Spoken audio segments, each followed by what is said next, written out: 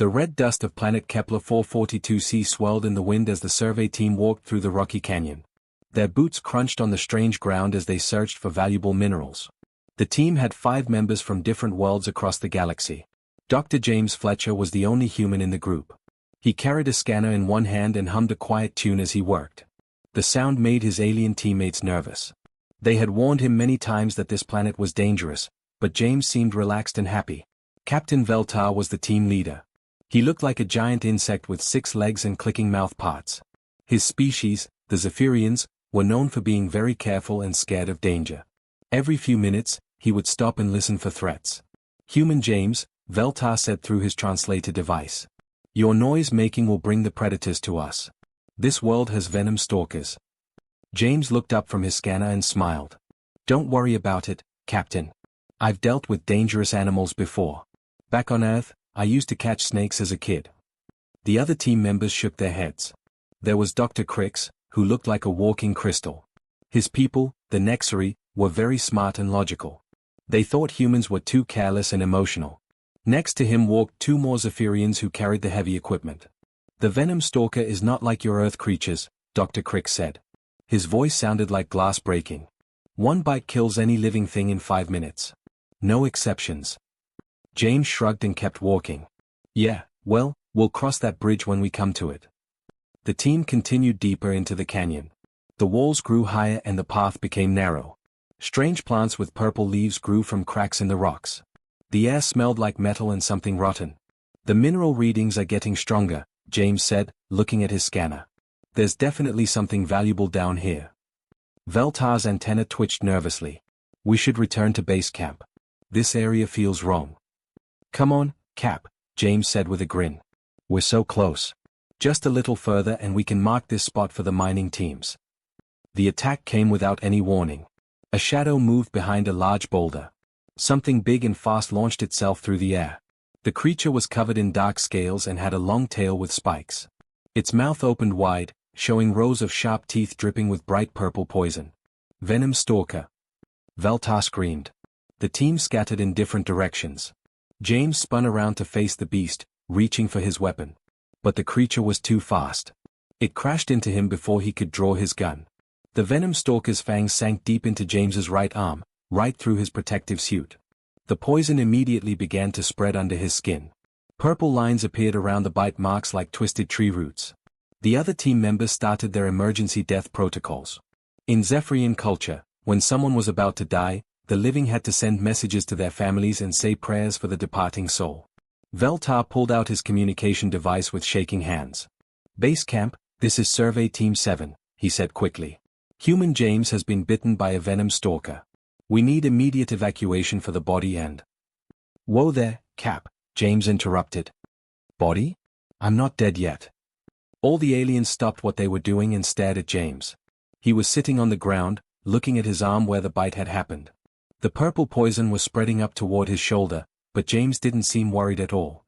In fact, James started to laugh. "Well, would you look at that," he said, rolling up his sleeve to get a better view. "The skin's changing colors. That's pretty neat."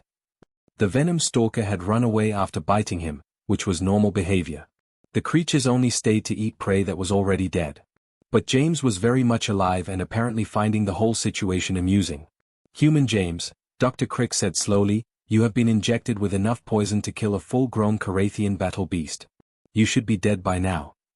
James poked at the bite marks with his finger. "Here. It's got a little tingly feeling. Kind of like when I got stung by those jellyfish in Australia. Remember I told you guys about that?" The aliens did remember. James had mentioned it during their long space flight to this planet.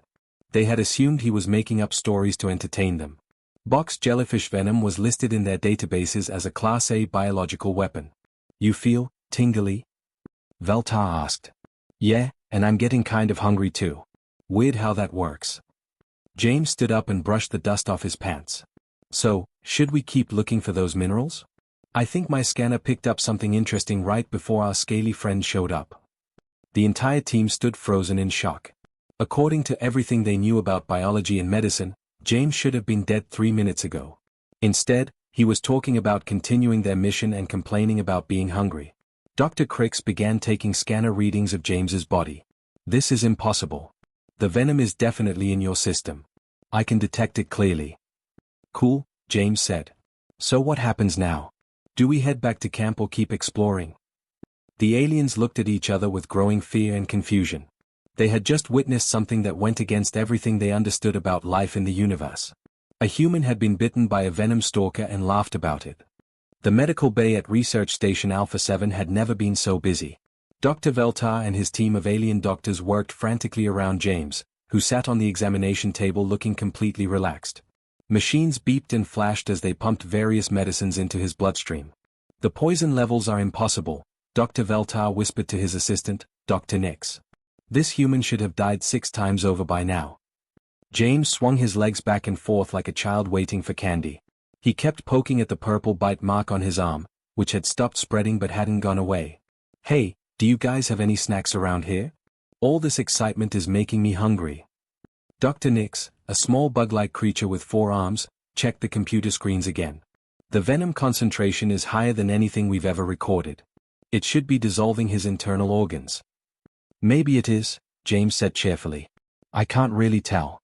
I feel pretty normal. Actually, I feel better than normal. Kind of energetic, you know? The medical team exchanged worried looks. In their experience, feeling energetic after being poisoned was usually a very bad sign. It meant the toxins were affecting the brain before death. Human James, Dr. Veltar said carefully, we need to ask you some questions to check if your mind is working correctly. Fire away, document. What is your name? James Fletcher. Well, Dr. James Fletcher if we're being formal. What planet are you from? Earth. Sol system. Third rock from the sun. What is today's date according to Galactic Standard Time? James thought for a moment.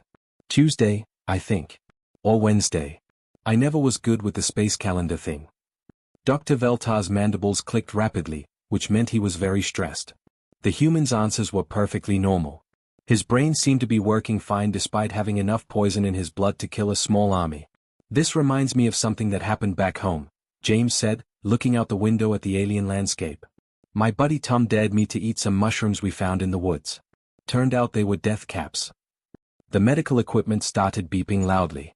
Dr. Nix quickly looked up death cap mushrooms in the Galactic Poison database. What he found made his 4 eyes go wide with terror. Death cap mushrooms contain amatoxins, he read from the screen. Classification, extremely lethal biological weapon. 1 small piece can kill most known species within hours. Yeah, they tasted terrible, James continued. Made me sick for about a day. Tom got it worse though. He was throwing up for almost a week. We never told his wife what really happened. Dr. Veltar started updating his medical files with shaking hands. If humans could survive death cap mushrooms, then everything they knew about Earth species was wrong. Dr. Fletcher, Dr. Veltar said slowly, what other dangerous things have you encountered on your planet? James scratched his head in thought. Well, there was the time I got stung by a scorpion in Arizona. And those angry bees in my backyard. Oh, and I got bit by a brown recluse spider once. That one actually hurt pretty bad. Each creature James mentioned made the alien doctors more terrified. Their database listed every one of them as deadly threats that required immediate medical evacuation if encountered. The brown recluse spider bite creates tissue death and organ failure, Dr. Nix read from his scanner. Survival rate for non-Earth species, 0%. Really? James looked interested. It just made a nasty sore on my leg. Took about a month to heal up properly.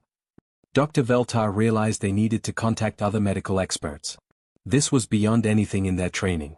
He sent emergency messages to hospitals and research centers across the galaxy. Within hours, doctors from dozens of different worlds were studying James's case through video links. Perhaps we should try some basic treatments, suggested Dr. Zala, a famous physician from the Andromeda sector. Start with standard detoxification procedures. We already tried that, Dr. Veltar replied. The human's body seems to be processing the venom like it's harmless. That's impossible. Venom stalker poison attacks at the cellular level. James waved at the video screen. Hi there, Dr. Zala. Nice to meet you. Hey, quick question, do any of your people drink alcohol? The video conference went silent. Dr. Zala's species, the Rigelians, were extremely sensitive to toxins. Even the word alcohol made them nervous. Alcohol is a dangerous neurotoxin, Dr. Zala said carefully. Why do you ask? Oh, humans drink it all the time. For fun. It makes parties more interesting. James pulled a small metal bottle from his pocket. I've got some whiskey here if anyone wants to try it. Every alien in the room backed away from James like he was holding a bomb. Dr. Nix's scanner started screaming warnings about toxic exposure. That container holds concentrated poison. Dr. Nix shouted. Nah, it's just whiskey. My friend Tom made it in his garage. It's pretty smooth for homebrew. James unscrewed the cap and took a small sip. Ah, that's the good stuff. The alien doctors watched in horror as James consumed what their instruments registered as industrial-strength poison. He seemed to enjoy it. How are you still alive? Dr. Zala whispered through the video link. James shrugged. Good genetics, I guess. My dad always said we Fletchers were too stubborn to die easy. Dr. Veltar began writing notes for what would become the most important medical paper in galactic history. Humans, he realized, were not just unusual. They were completely impossible by every standard of biology they understood. The humans sitting in front of them, casually drinking poison and joking about deadly creatures, represented something entirely new. Something that might change how they thought about life itself. Within 3 days, Research Station Alpha 7 looked like the busiest spaceport in the galaxy. Ships from dozens of different worlds had arrived to see the impossible human who survived a Venom stalker bite. The station's small landing pad was packed with vessels of all shapes and sizes. James found himself sitting in the main conference room, surrounded by some of the smartest beings in known space. He seemed completely comfortable with all the attention, answering questions and telling stories about Earth like he was chatting with old friends. So you're telling us that humans regularly swim in water with deadly creatures? Asked Dr. Morvac, a tall gray alien with 3 eyes. His people came from a desert planet where even rain was considered dangerous. Oh sure, James said, taking a bite from his sandwich. Sharks, jellyfish, sea snakes. My cousin Mike goes surfing in Australia all the time. He says the great whites keep things exciting. The room full of scientists made worried clicking and buzzing sounds. Great white sharks were in their database as apex predators capable of killing almost any known species. Dr. Emma Watson had arrived on the morning transport from Earth. She was a human biochemist who had volunteered to help explain human biology to the confused aliens. She watched James with a mixture of pride and concern. James, she said gently, maybe we should explain things more slowly. I'm just answering their questions, James replied. He turned to a group of insect-like creatures from the Vega system. You guys want to hear about the time I went camping in Bear Country? The vegan scientists started making rapid chirping sounds, which their translator announced as extreme panic response. Dr. Keth, a blob-like being who was famous for studying dangerous life forms, oozed forward in his mobility suit. Dr. Fletcher, you mentioned that humans consume ethanol for recreational purposes. Could you explain this practice? James brightened up. Alcohol? Sure thing. It's great for parties and relaxing after work. He pulled out his flask again. This is bourbon whiskey. It's about 40% ethanol. Want to try some? Every alien in the room immediately moved away from James. Their translation devices started screaming warnings about toxic exposure. Dr. Kether's mobility suit sealed itself shut and began emergency air filtration. 40% ethanol would kill most of us instantly, Dr. Morvac said from behind a protective barrier that had appeared around his chair. Really? James looked at his flask with new interest. Here. I mean, it burns a little going down, but that's part of the fun. Dr. Emma stepped forward before James could say anything else that might cause mass panic.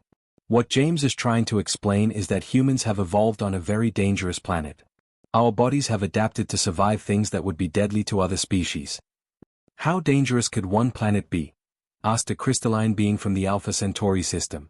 Emma pulled out her data tablet and connected it to the main display screen. Images of Earth appeared, showing various landscapes and creatures. This is Australia, where James grew up. It's considered one of the more dangerous continents on our planet. The screen showed pictures of venomous spiders, deadly snakes, poisonous jellyfish, and aggressive sharks. With each new image, the alien audience became more horrified. The box jellyfish, Emma explained, produces a venom that can stop a human heart in minutes. James mentioned he was stung by one.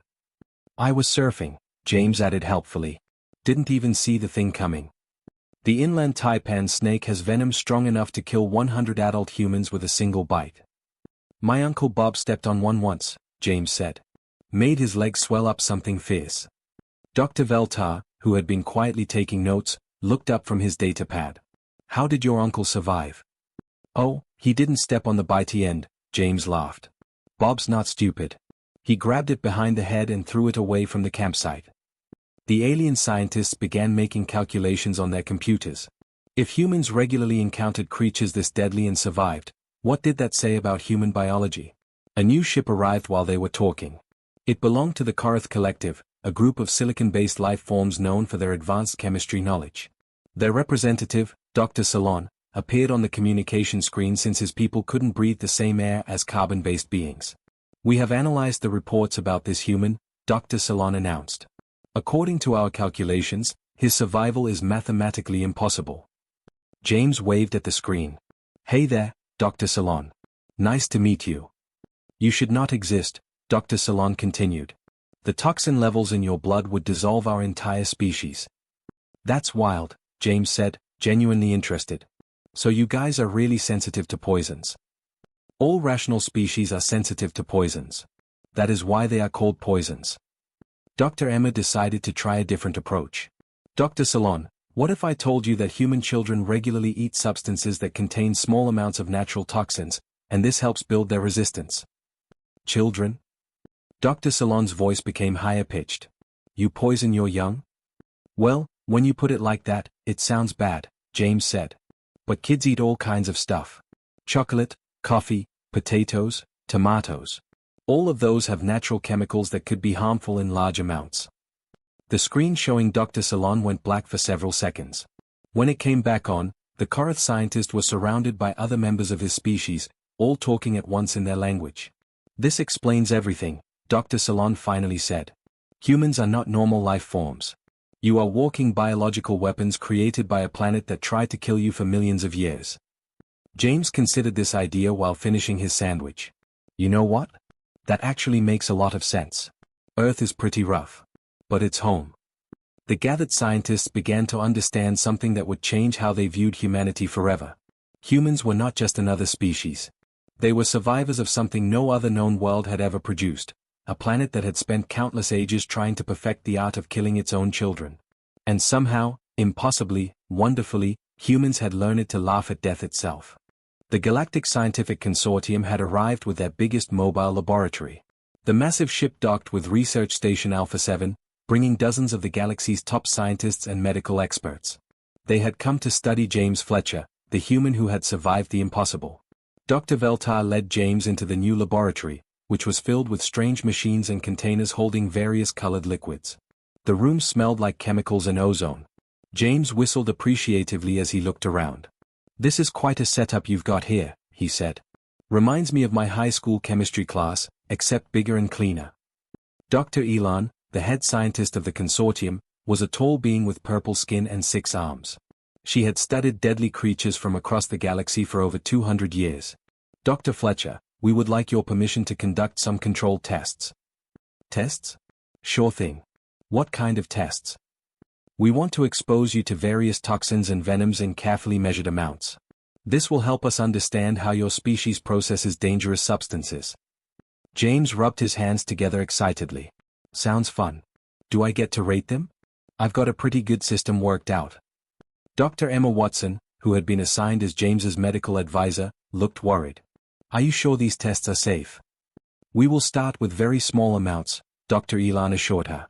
Based on his previous reactions, we believe he can survive doses that would be lethal to other species. The first test used venom from a Rigelian deathworm. The creature was famous across the galaxy for killing a legendary warrior in 30 seconds. Dr. Elon carefully prepared a syringe with a tiny amount of the bright green liquid. This is 1/10 of what we consider a lethal dose for most species, she explained, injecting it into James's arm. James watched with interest as purple veins appeared around the injection site. Oh, that's got some kick to it. I can feel it moving up my arm. He paused thoughtfully. I'd give this one a 4 out of 10 on my scale. 4 out of 10? Dr. Veltar asked. Yeah. 1 is like a mosquito bite, and 10 would be something that actually worries me. This is definitely stronger than the venom stalker, but still not too bad. The scientists took frantic notes as James's body processed the poison without any serious effects. His heart rate increased slightly, and he developed a small rash, but otherwise seemed completely normal. Fascinating, Dr. Elon muttered. The venom is definitely active in his system, but his immune response is adapting to it in real time. The second test used poison from a crystal spider from the Andromeda Galaxy. This substance was known to cause immediate organ failure in most life forms. James rated it a 6 out of 10, comparing it to the time his friend Peter had dared him to eat extremely spicy peppers. Ghost peppers, he explained to the horrified scientists. They're these little things from Earth that can make grown men cry. Peter and I had a contest to see who could eat the most. And you survived this experience? Dr. Elon asked. Survived? We had a great time. Though I'll admit, the next morning was pretty rough. James grinned at the memory. Dr. Emma shook her head. James, you're terrifying them again. Am I? I'm just sharing stories.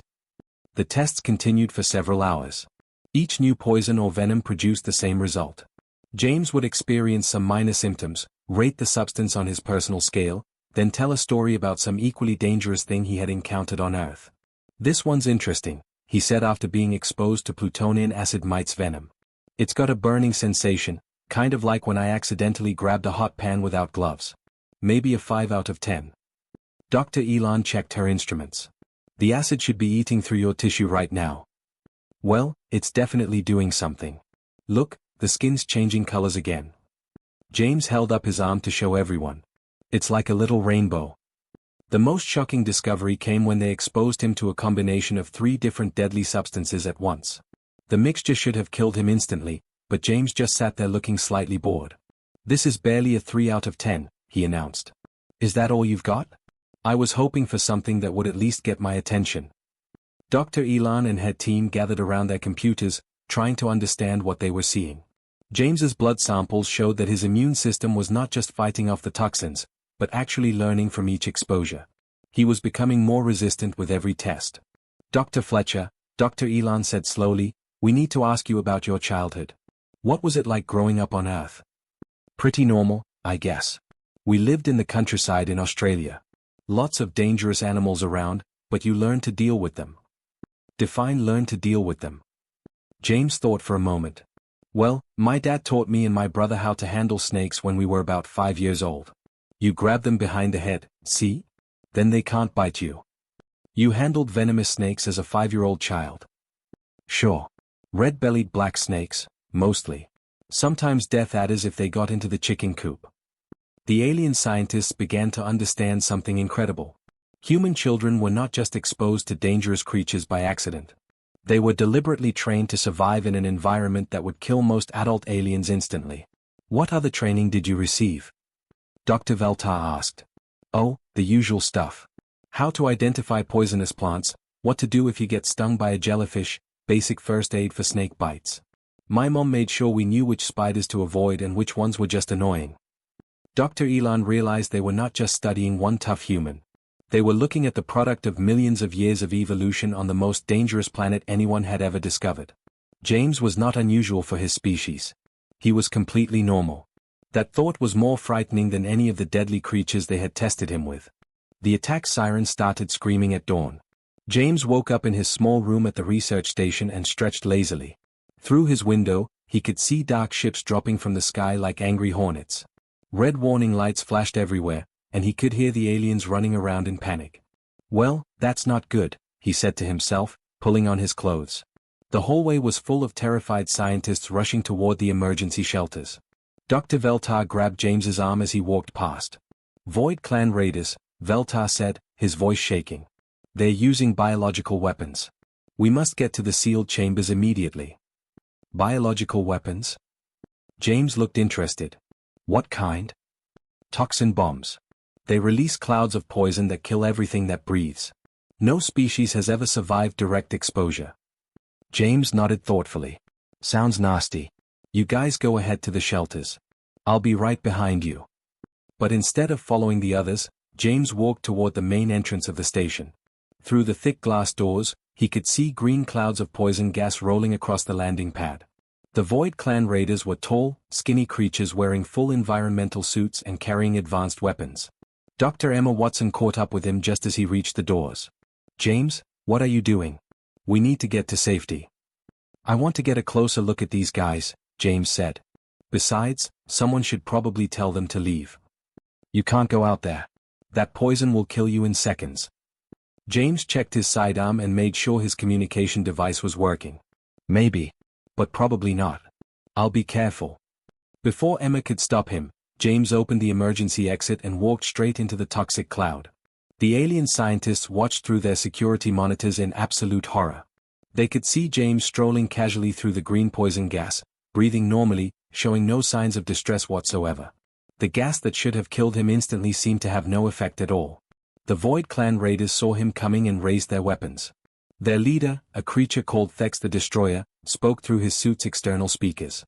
Foolish alien, you walk into certain death. Our toxins will dissolve your organs in moments. James kept walking toward them, waving one hand to clear some of the green gas from his face. Yeah, this stuff smells pretty bad. Kind of like rotten eggs mixed with cleaning chemicals. You guys mind turning off the gas machines? It's making my eyes water a little. Thex stared at the human in disbelief. According to everything the Void Clans knew about biology, this creature should be dead. Their toxin bombs were their most feared weapon, capable of clearing entire planets of life. Impossible, Thex whispered. You should be melting. Nah, I'm fine. James stopped a few meters away from the raiders. So, what's this all about? You guys having some kind of problem with the research station? The other raiders began backing away from James. In their culture, anything that could survive their ultimate weapon was either a god or a demon. Either way, it was something to be feared and avoided. You are immune to our weapons, Thex said slowly. I guess so. Though to be honest, this isn't the worst stuff I've breathed. You should smell the air in Los Angeles during rush hour. James scratched his head. Look, I don't know what you guys want, but maybe we can talk about it without all the poison gas. Thex made a rapid gesture to his warriors. Retreat. Retreat immediately. Wait, where are you going? James called after them as they ran back to their ships. I thought we were going to chat. But the Void Clan raiders were already launching their vessels, fleeing as fast as their engines could carry them. Within minutes, the entire raiding fleet had disappeared into space, leaving behind only dissipating clouds of green gas. James walked back to the research station, where the alien scientists were slowly emerging from their shelters. They stared at him like he was some kind of supernatural being. All clear, he announced cheerfully. They seem nice enough, just a bit jumpy. Dr. Veltar approached him carefully, as if James might explode. You walked through a concentrated toxin cloud and survived. Yeah, it wasn't too bad. Maybe a 2 out of 10 on my scale. Reminded me of the time I had to clean out my brother's garage. He kept old paint and chemicals in there for years. Dr. Emma ran toward him with a medical scanner. James, are you hurt? Do you feel sick at all? I'm fine. Actually, I'm getting hungry again. Is the cafeteria still open? 3 weeks later, James found himself on the flagship of the Galactic Council, sitting at a huge table surrounded by ambassadors from hundreds of different worlds. They had invited him to join the Galactic Defense Council as humanity's first representative. The dinner was awkward. The alien diplomats had prepared special foods that they thought would be safe for humans to eat. But their scanners kept registering everything James consumed as toxic waste. This fruit salad is pretty good, James said, eating something that made the Korath ambassador's translator display error messages. It's got a nice kick to it. Reminds me of the hot sauce my wife makes. Ambassador Tharic from the Vega system leaned forward nervously. Dr. Fletcher, our instruments indicate that dish contains compounds that would dissolve most known life forms. Really? Tastes fine to me. Maybe a little spicy, but nothing too crazy. The assembled diplomats watched in fascination and terror as James continued eating foods that their computers classified as industrial poison. He seemed to be enjoying every bite. The galaxy has spent centuries wondering what made humans so dangerous, Ambassador Veltar said during his official speech. Now we understand the truth. On a planet that spent millions of years trying to kill them, humans simply learned to laugh at death itself. James raised his glass of whiskey in a toast. To new friends, and to Earth. The planet that taught us that what doesn't kill you makes you stronger. And if it does try to kill you, you should probably pay better attention. The alien ambassadors weren't sure if that was wisdom or madness. With humans, they were beginning to realize, it was usually both.